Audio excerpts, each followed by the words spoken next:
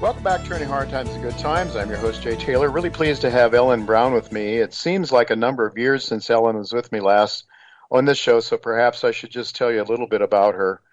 She is an author, political candidate, attorney, public speaker, and advocate of alternative medicine and financial reform, most prominently public banking. She is the founder and chairman of the Public Banking Institute. That's a nonpartisan think tank devoted to creation of publicly run banks. She is also the president of Third Millennium Press and is the author of 13 books, including Web of Debt. That's the one she's talked to us about in the past on this show.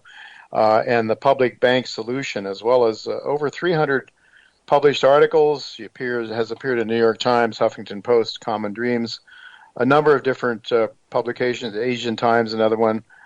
So she's very well known around literary circles, and we're really happy to have her with us again. Her most recent book, published in 2019, is Banking on the People, Democratizing Money in the Digital Age. And you can catch Ellen's blog at ellenbrown.com. And the Public Banking Institute is at publicbankinginstitute.org. And she can also be heard bi-weekly on a radio show. It's Our Money with Ellen Brown. Thanks for joining us again, Ellen. Thanks, Jay. Good to talk to you.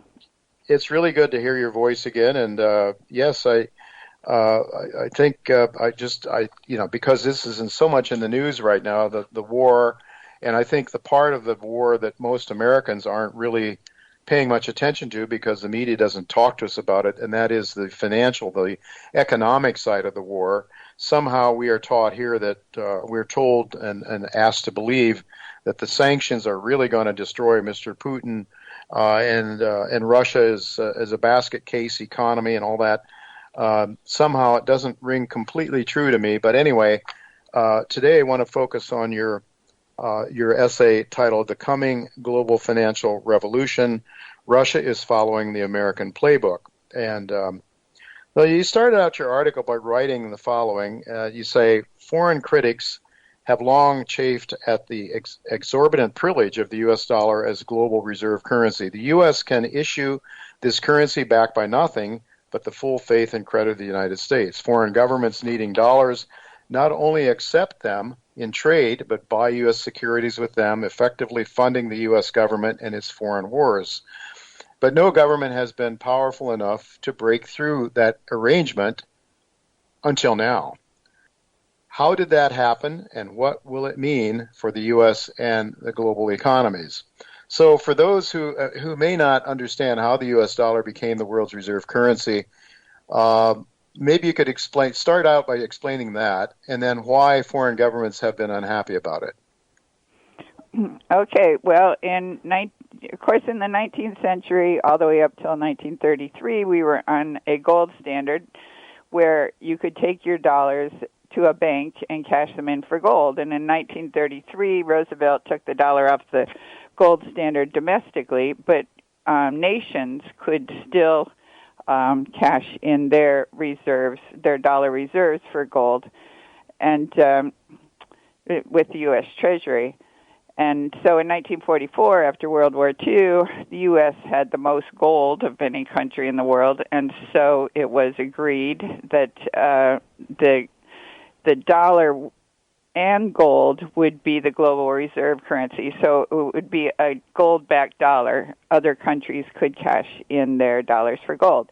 And that worked all the way up until 1971 when Nixon closed the gold window, and that was because we were spending a lot of money, and French President de Gaulle could see that believed we were running out of gold, and so he cashed in a good portion of France's reserves for gold and was threatening to cash in the rest, and the UK was threatening to do the same thing, and I think Italy cashed theirs in. Anyway, so our gold was being depleted, and so President Nixon closed the gold window, meaning you couldn't cash in your dollars anymore. And, of course, the dollar then plummeted, predictably, and to prop it back up, Henry Kissinger, who was then Treasury Secretary, along with Nixon, made a deal with the, Saudi Arabia and the OPEC countries that they would sell their oil only in gold. So that meant other countries, only in dollars. So in that dollars, meant other, had to get dollars in order to buy oil, and everybody, of course, needs oil. And the deal was that we would back the OPEC countries militarily, and there's pretty good evidence that Kissinger also said, we are going to quadruple the price of oil. You will be very rich. And that did happen. The price of the price of oil shot up by 4 times after this little 9-day Arab-Israel war. And so that deal held until 2000, when Saddam Hussein started selling oil in euros. The euro had just come online the previous few years. Right. And Gaddafi did the same thing in Libya, and both those countries obviously wound up in wars with the U.S. and got devastated, and their leaders got killed. And Gaddafi was planning to actually break away from the whole Western system, or he was attempting to mobilize the other African countries in an African system where they would have a gold-backed currency. And Gaddafi, of course, had a lot of gold, so he could actually have done it. And they would pull out of the IMF and the World Bank and just start their own system, which certainly would have been good for Africa, but that obviously failed, and we wound up with Gaddafi. Nobody really knows, I think, what happened to Gaddafi's gold. So nobody's been able to break that system until now. No major world power has challenged it, but now Russia has challenged it, of course, now that we have this war going on in Ukraine, and it started with, the financial part of it started with the Western powers sanctioning Russia, including freezing nearly half of their financial reserves, I think about $300 billion worth, expelling the largest banks from the SWIFT global payment system, export controls on advanced technologies, personal sanctions against senior officials and oligarchs. So with all that, the ruble crashed, just like the dollar had crashed, and so Russia, President Putin, did the same thing that we did, essentially, which was back the ruble with gas originally and then oil. So what they said was, we will sell you our gas only in rubles for the unfriendly countries. The rubles are gold, so the unfriendly countries were all the ones that had sanctioned Russia, and that included 48 countries, the G7 countries, so it would be, Europe, the U.S., Canada, Japan. And for countries that were friendly or that hadn't engaged in these sanctions or agreed to the sanctions, they could use local currencies. I don't know that they could all use their local currencies, but there's a deal with India to sell gas in rupees, and a deal with China to sell gas in yuan, and with Turkey in lira. So they're using their own national currencies, or it was said they might consider Bitcoin, or they could, of course, use gold. And then the G7 countries said that refused to do it. Originally said that Russia was in breach of their existing contracts to sell gas to Europe in dollars, dollars or euros, Yeah. And the when Russian officials said, "Well, we're not in the business of giving away gas for free. You know, what are we going to do with the dollars if you don't let it, or the dollars or euros if you're not going to let us spend them?" So Exactly. it looks, I suspect eventually they'll come around to use it. There is a way that they can do it now where they're effectively using their euros, but the euros get converted into rubles in a particular bank that they can use. Mm-hmm. And and then there's this new arrangement where gold is also linked to gas or oil.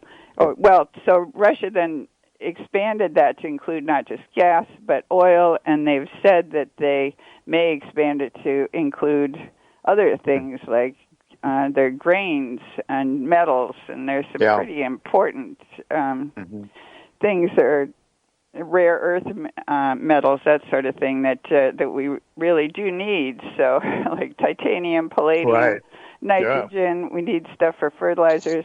So we are rather shooting ourselves in the foot by saying, we're not going to buy your products and therefore we're going to hurt you. In fact, we need those products. So anyway, that is the issue. And then there's this possible, or there was this link to gold. It wasn't exact. Some people are calling it a gold-backed ruble, but it's not the same as the arrangement with gold-backed dollars, where it would work either way. In other words, Russia was saying they would sell they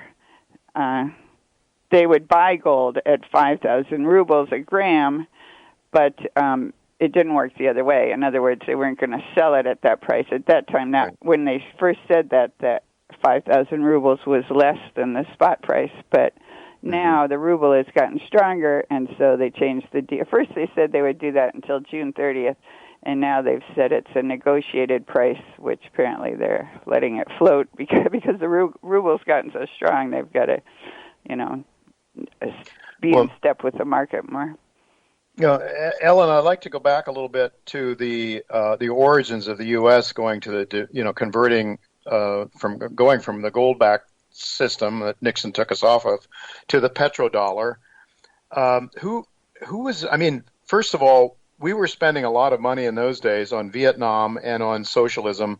It was guns and butter. It was Vietnam, and it was also Lyndon Johnson's Great Society program. And the politicians, Johnson and Nixon, after that, knew that they couldn't tax the American people. Politically, it wouldn't be feasible to tax them to pay for this. So we started printing money or issuing debt, essentially. But who was driving this thing? I mean, why did the country decide to live beyond its means the way it did? Who was behind, let's say, the war in Vietnam? We were really afraid that Russian was a threat to us at that stage. I don't think Russia. I mean, Vietnam was certainly, or the part that we were at war with was certainly a communist country. Yeah. Yeah. Sorry. No. Yeah. Yeah. I was in college then in Berkeley, and I did take to the streets along with a lot of other students. I mean, we were certainly opposed to that war. No. Absolutely. Many of us were, and but there was. I mean, clearly there was somebody was pushing for the war. And I think the draft was on, and wasn't very popular with students for obvious reasons.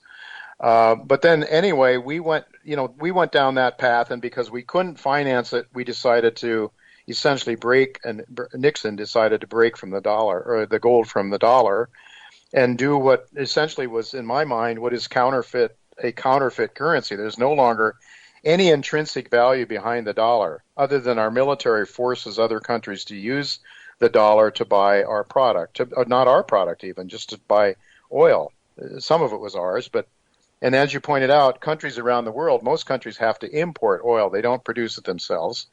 And so that made a tremendous, that increased a constant bid for the dollar.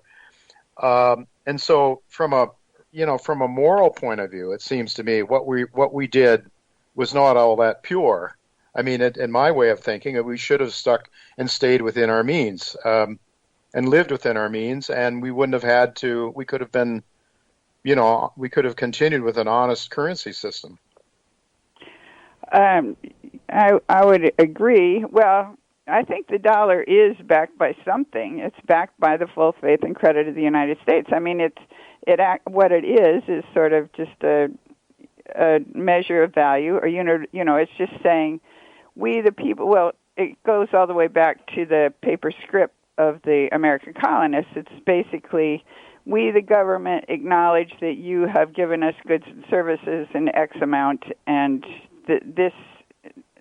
we, the people of the country or of the colony, agree to accept it in trade at that value. So it's good as long as you keep your promise. But obviously, we've broken our promise. It's not the first time with Russia. We had broken our promise various times, but this is the one that someone was powerful enough to call us on it. Mm-hmm. So it's no longer what it once was, which, I mean, it worked perfectly well globally, it seems to me, except for the fact, I mean, it did certainly give us an advantage, but it gave our government an advantage to make a lot of money for fighting wars.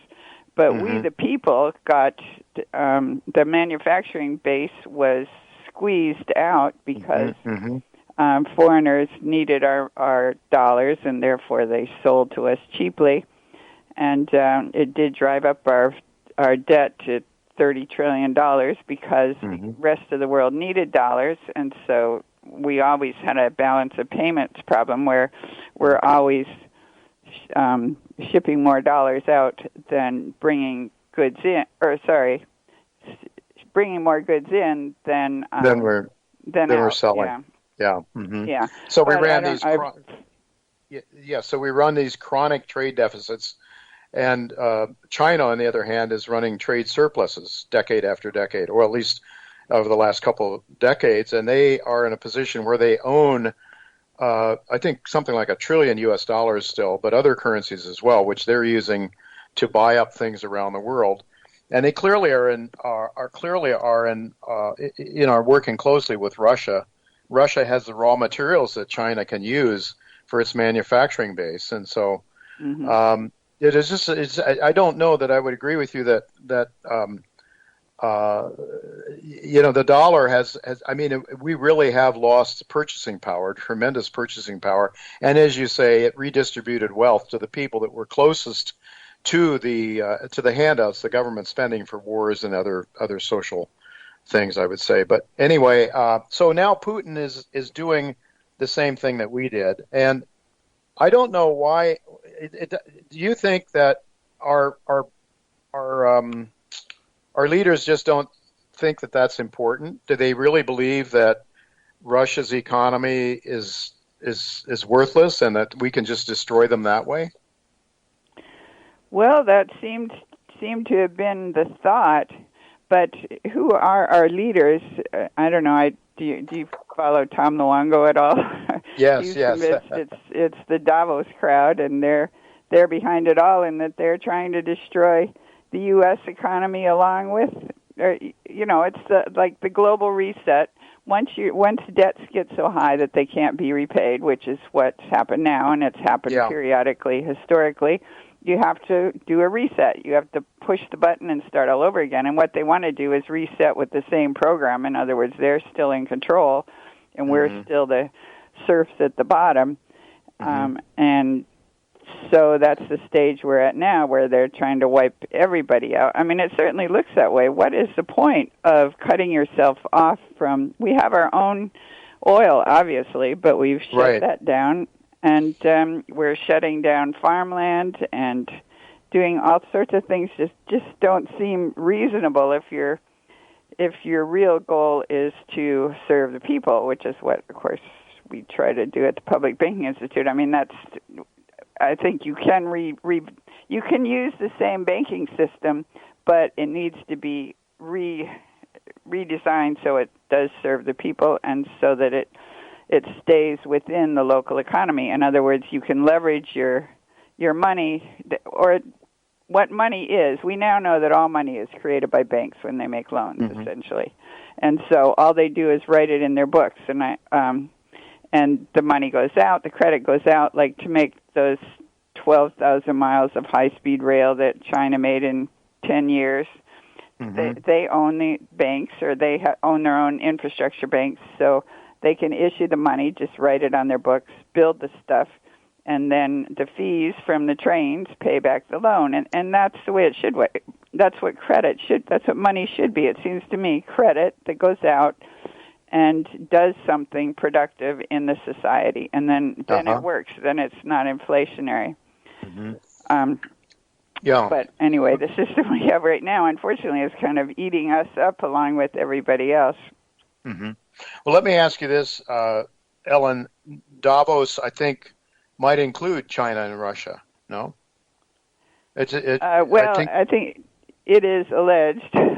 I'm obviously not close to that, but it is alleged that every country has its deep state fifth column or sixth column or whatever. So they're all getting manipulated at some level. So, I mean, it's been throughout human history. Powerful people try to get more powerful. Powerful empires try to grow until they can't any longer, until something shuts them down. It would seem to me that what might be happening here are different factions within this desire to have global dominance, that we're seeing the battles against each other to try to gain that top spot. Do you see it that way? Yes, but hopefully the good of it, I always try to end on a positive note or something. Hopefully the good of it is where all these things are getting exposed. It's becoming so obvious that we're just not acting rationally, or not acting in the best interests of the country itself. So it really is a political problem, but how we redesign the political system, I have no idea. Well, I just wonder, I wonder, to what extent, I mean, which side is going to win? Clearly, Germany, Hungary, I think, is buying oil from Russia. They've decided that they will pay them in rubles. Italy is dependent. Some of these countries in Europe are so dependent on Russian energy. You have to wonder to what extent they can go along with it. Are their wheels of industry going to shut down? People going to freeze to death? It's really the people in Europe seem to be between a rock and a hard place right now. Right, and apparently the hope was that Russia's economy would be crushed and it would all be over by winter or by fall, when it gets cold, but it's certainly not looking that way. I don't know how many homes have wood-burning stoves, but they certainly need something like that. They need something like that. Well, unfortunately, we're out of time. It'd be so much more I'd like to ask you about maybe another time. Ellen, thank you so much for being with us today. Okay, lovely talking to you. Thank you, and we'll do it again sometime soon, I hope.